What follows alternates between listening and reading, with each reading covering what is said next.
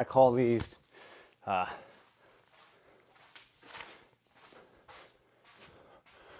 call these spring jumps. Basically, when we jump in side to side, front to back, different footwork, just trying to be super springy off the ground, just bouncing off the ground, popping each step, pop, pop. Just ultra springy, effortless, quick, quick, quick, quick, quick.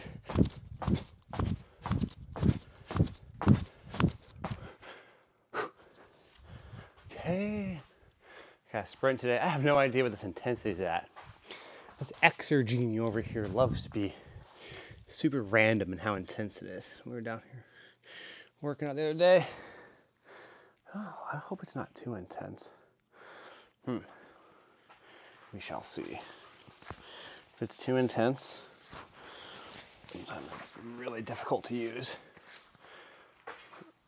That's not bad. Actually, it's gonna work. Good. That might be the perfect intensity.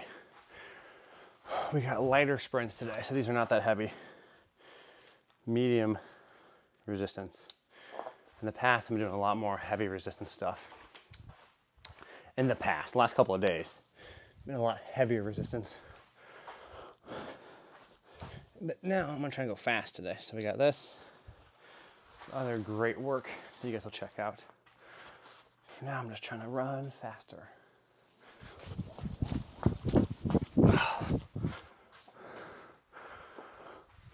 I overemphasize on these sometimes. A drive phase, so like I will keep my head down intentionally. I'll try and push through each movement. Sometimes I think about this not just as a sprint, but as like a series of repeated forward bounds, if that makes sense. Covering distance, fast, explosive steps.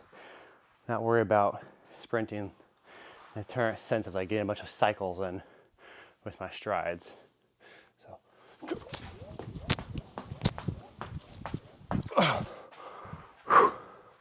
very good.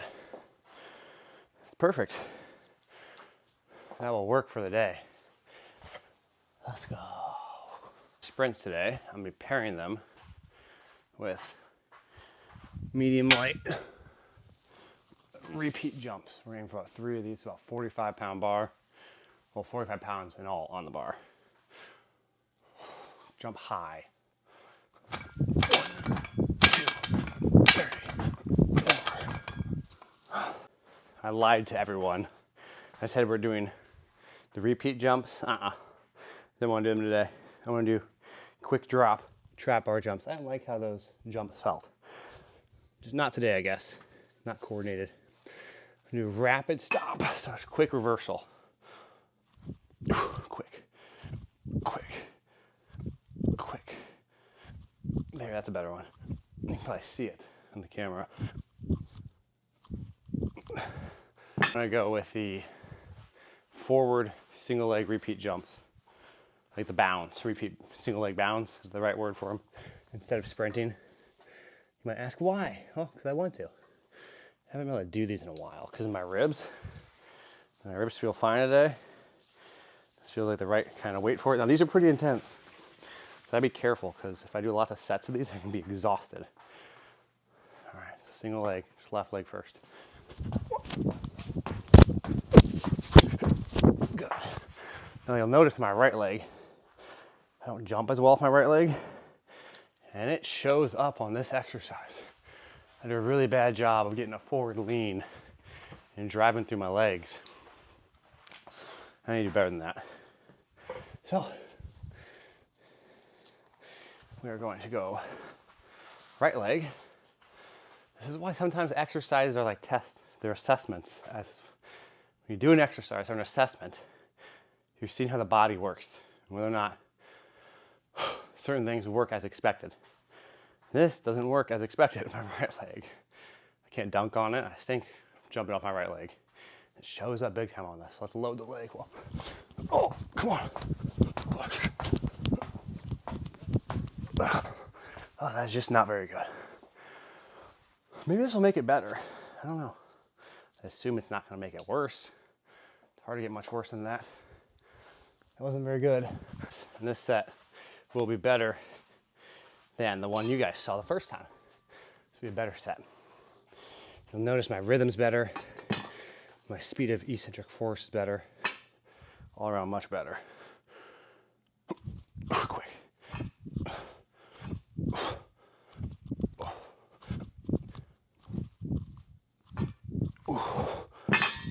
Much better. You can probably tell. I can feel it. But you can probably see it too. Trap bar, I'm using single leg drop rhythm RDL. So big stretch in my glutes and hamstrings, using really light weight at first. Stick, drop and stick. We want to get this weight kind of in front of us a little bit, so we're loading our glutes quick. Quick bounce out of it. There you go. Oh, that is not easy.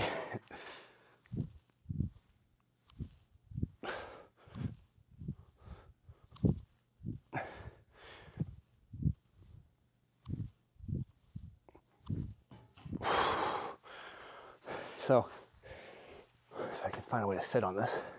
It's a quick drop, so rapid eccentric loading, mimicking some of that plyometric stretch we get when we do our jumps and sprints. And it's pretty intense, so we're loading with velocity. And we're focusing on a quick reversal. So I'm focusing on not like can I stick it, but can I almost bounce out of it. Quick, quick, quick.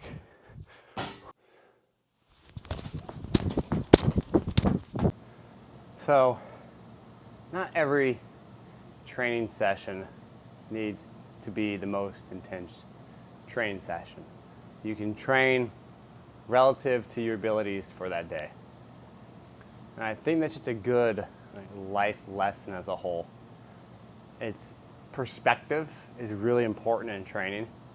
If you have just a narrow perspective of today, you're always going to try and do the most for today. That's not always the best in the long run. And there's a big difference, right? The best in the long run isn't always the most that you can do possibly today. And that's the same thing with training.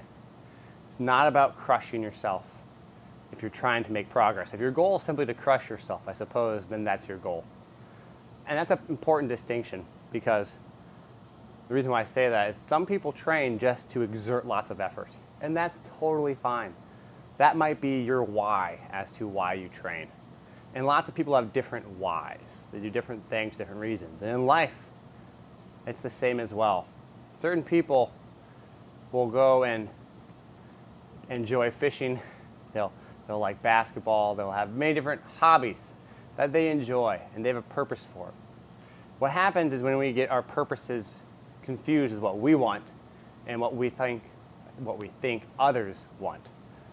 And you see that a lot in life, social media. I had a conversation about this with a friend just recently. It's that the way we live in this ecosystem of a hybrid local and global social life. Global mean anyone on social media can see you. Some of myself, while on YouTube I don't have tons of followers. I have a good amount of followers on Instagram, and people watch my stuff. And so it's a social environment, but it's local because I have my friends and family and people who I know personally, but it's also global. And here's what I'm getting at. Is a lot of times we get into a situation where we do things for global praise. Oh, I'm doing this because I want the people to see me lift a lot of weight today. I think I actually heard someone talk about this once. I could be wrong, but they started maxing out too much in their training because people wanted to see them max out in their training. I thought that was super interesting. Someone was actually trying to do something for the sake of the global, the acute, the day, how many views can I get? They miss out the long run. And in our life, everyone's so intertwined with social media. The views aspect happens in many different forms, not just in how many views you get on social media, but how many people maybe know your page, or the friends who know how many people you have on the page, or interactions. It's so often we're caught up in what others think that we rarely, I shouldn't say rarely, but often don't always do what we like to do and enjoy, especially in the social media sphere. And so I'm making a video here today, and the training is pretty simple. It's not very exciting. I thought about doing some other things, but I realized I don't really need to do those other things. I just want to do these things. And so it's about doing it for yourself. At certain times in your business, if you have a business, you run a business, you might make more money, you might make less money.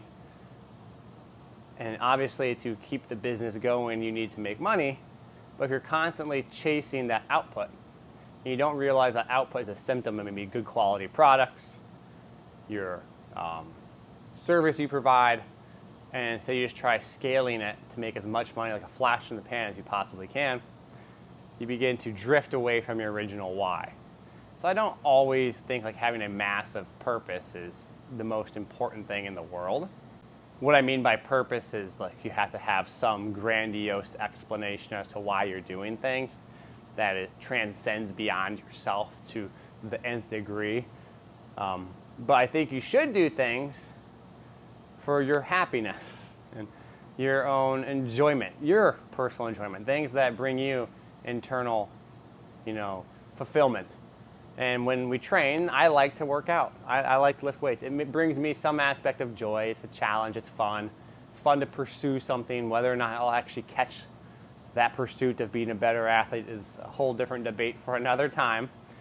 But it's the idea that we are pursuing something strictly for our own endeavors. I'm not posting every workout and sharing every clip and doing all this stuff because I think you guys really want to see the training. I think some of it might be informative that I can provide, that you might see it's useful. But if it's really to glorify my own abilities, I would do a lot more heavy lifting, like that one person I mentioned who's just trying to acutely max out every day. Instead, I just want to give you guys some insights into a more realistic training process, and while there is only bits and pieces, and I still have to work within the framework of YouTube and actually make videos that people might seem to maybe kind of watch at times. That's fine, that's the nature of the beast. I don't need to just make it to the nth degree of just me trying to dunk every day or do something crazy and ruin my own purpose of what I'm trying to do this for. And again, there's so many parallels between our lifting, our training, our life, and many of these things seem to connect, that I think it's important to sit down and reflect about this stuff. So while this channel does talk about working out, maybe this kind of stuff is helpful for you too. I appreciate you guys as always. Thanks for subscribing, listening. Hope you guys enjoyed some of the clips, and take care.